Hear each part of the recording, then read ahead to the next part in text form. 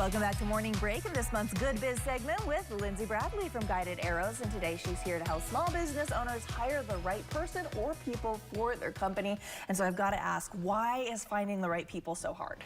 Well, I mean, you know, it's a market out there where everybody wants workers. Like there's new businesses coming in and everyone needs people.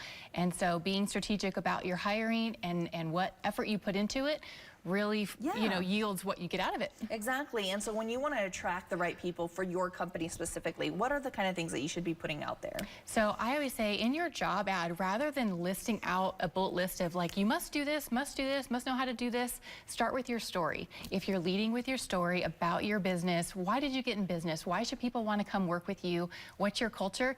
That's really going to be captivating for someone to say, hey, that's a place I want to get involved with. And then you can get into all those details about the responsibilities and things, but capture them with your story. I think that's really important, especially when I think about people's attention spans nowadays. You know how it's like if you don't hook them in the first like 5 to 10 seconds, like they're going to glaze over everything else.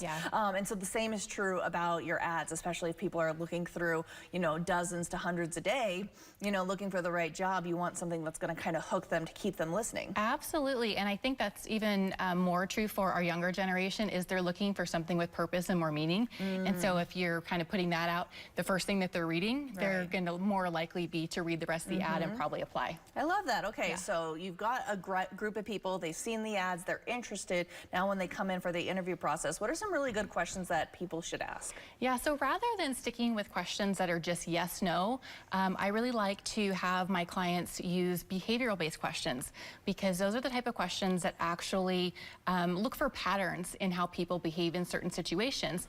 And that will really tell you more if that person is qualified or has actually done that job before. So rather than saying, do you know how to run a project? And they're going to say yes or no. You're going to say, tell me about a time when you were running a project and you ran into a problem. What did you do? Like to really help them like explain, like this is why I'm really great at this job. This is why you should hire me. And you're getting a person who's qualified. Yeah, and I mean, of course, you know, whether you're on the interviewing side or the interviewed side, that question of, you know, what are your strengths and weaknesses? How do you craft that question as the hiring person so that you're not just going to get the, well, I'm a perfectionist answer, you know, I work too hard at my job, you know, and, you know, how do you kind of get the real authentic answers? Yeah, I mean, I think it's just going back to, again, asking more of those scenario-based questions, or what is it that you like to do? What are the tasks that light you up versus what are the ones that drain you? So that way you can make sure, well, actually, this may not be a good fit for this person if they don't like data. Like if they don't like to work in Excel, for example, like this may not be a good job for them. So asking them what are things that they really like to do and what are things that drain them from feeling inspired by their job. Oh, that's a good way of putting it. Let's go into green flags and red flags. What are some of those ones that you want interviewers to look out for? I think it's really great when they demonstrate that they have researched the company, that they have taken that time to know something about what you do rather than just showing up with no information. So that shows me that they've taken time and effort to actually want to work for your company and they're going to ask good questions. So leading into that, when they're asking actually questions about, you know, what is it like to work here? How long have you worked here? What are some things I can expect during my training process? So when they're asking those questions, that means they're actually really invested and want to know about your company. Yeah, another one that I had a boss tell me one time is that he's very observant of every person that the interviewee has met walking in the door, from the time they're at reception to every person they see in the hallway, all the way up to the boss. You get a really good idea for who this person's character is and how they treat people they don't know are important and stuff. And I think that's a big tell for a lot of people. If they're saving all of their good face time for the boss and they're not giving it to the rest of the coworkers, you know, that could be a red flag that they may not be as team player, they may not be as friendly as you want them to be. Absolutely. Like, yeah, so as soon as you walk in the door, you're like kind of starting that first impression, right? Exactly. And y'all know that companies talk, especially small businesses. Everyone knows everyone. That's right, especially around here. You know, word travels fast. Exactly.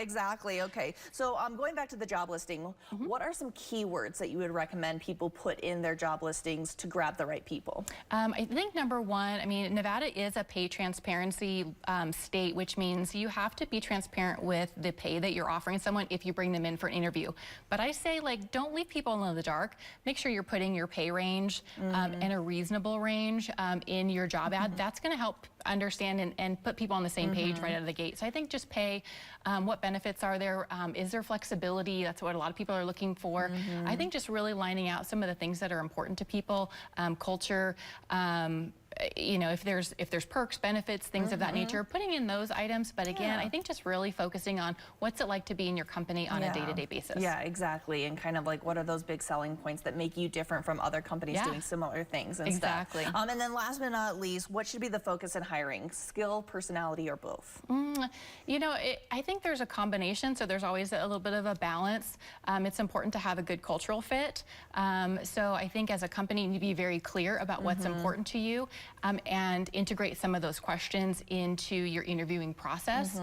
Skills, I mean, a lot of times I think if you have someone that has you know, the willingness to learn, you can train skill. And so I think it's really important to make sure that they're more a fit for your company and can help you move your business forward. Yeah, absolutely. And then, you know, you got to take an inventory of yourself too in your company. Are you a good teaching environment, or are you ready for somebody who just can come in and get the job done day one and stuff? And if that's the case, you know, having, you know, the skills might be more important. But if not, if you're like, hey, we want somebody to come in who has a foundation and we can build on the rest and stuff, you know, personality can be a big thing to make sure everyone's cohesive in your environment. Yeah, I think it's just, I mean, it really goes back to make sure you have a really strong job description so you know what skills you're looking for and what you need to train them to be able to do that job successfully. Absolutely. Well, Lindsay Bradley with Guided Arrows, thank you so much for being here this month. We appreciate it. And I will make sure that Guided Arrows website will be on our website, colotv.com, so that Lindsay can help you with all of your future small business needs. Thank you so much for watching. We'll be right back.